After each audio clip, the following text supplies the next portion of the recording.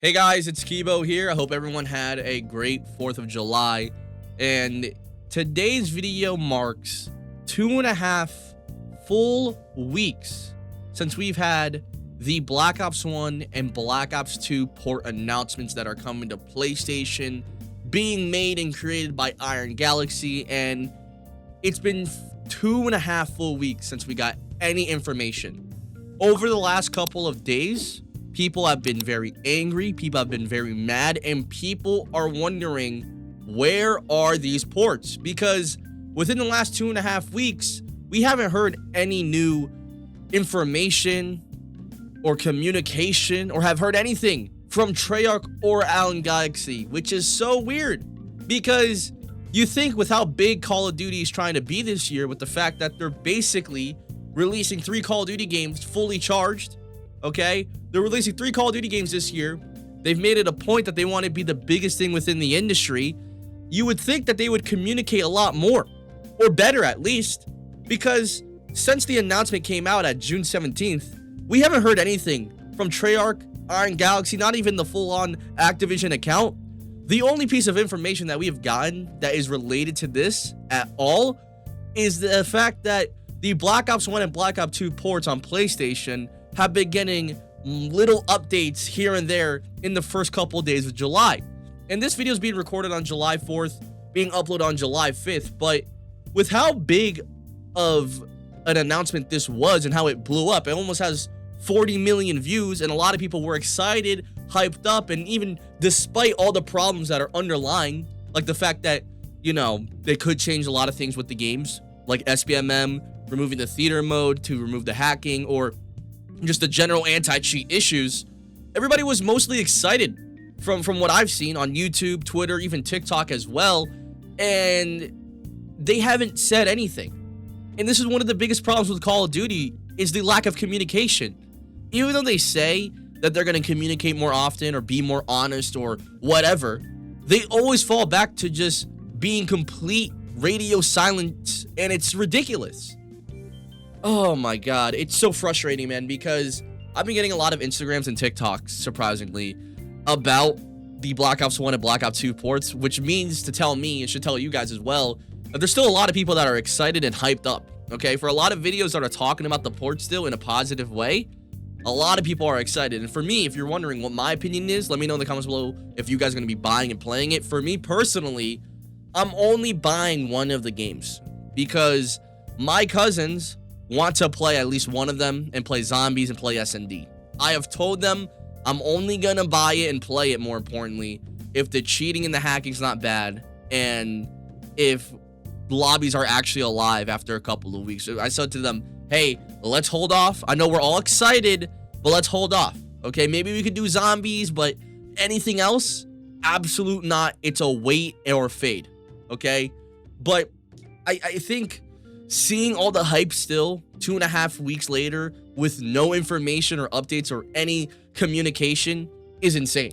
Like, these are the kind of videos that I've been getting on my For You page, on my feed, on Instagram, Meta, and, you know, TikTok. For those who are playing Black Ops 2 for the first time this summer, I don't want to leave you hanging, because all of us unks already know the best classes, so I've got 3 very basic classes you can use when you start that don't require any late level unlocks. The first of which is an MTAR class. The younks already know what the best guns are.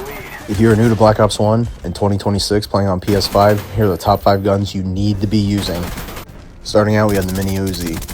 This is the highest base round magazine in Black Ops 1 submachine gun. I mean, all the new gens that have never played Black Ops 1, these are 5 of the best weapons to use when the game gets ported in July. Hands down, the best assault rifle in the game, without a doubt, is the M14.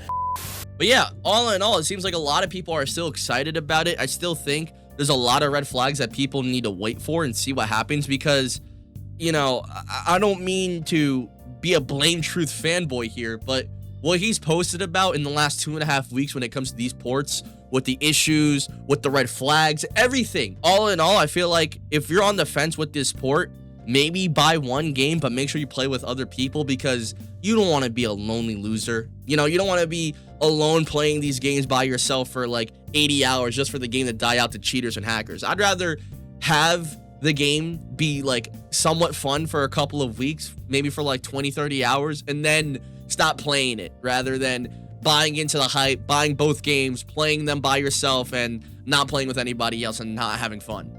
But yeah, no, I just think that the biggest issue that I've had with these ports, even though there's the cheaters, people, you know, making class setup videos already and doing all this meta bullshit with the guns and the movement and the settings, I think all in all, the biggest issue that I've seen from these ports, outside of everything, is just the lack of communication. You know, TREYARCH tried their hardest during Black Ops 6 and Black Ops 7's pre-release, and they just given up.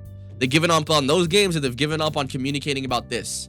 The fact that we're 2.5 weeks into the announcement and we haven't heard anything new, with it being 5 days into July, with no confirmed price tag, no confirmed release date, is very bad. And I think, I'm not gonna lie, just like Blame True said, I think they're using people like Charlie Intel, Modern Warzone as middlemen to mediate and get the feeling from the community on what people think about a rumored price tag or a rumored release date.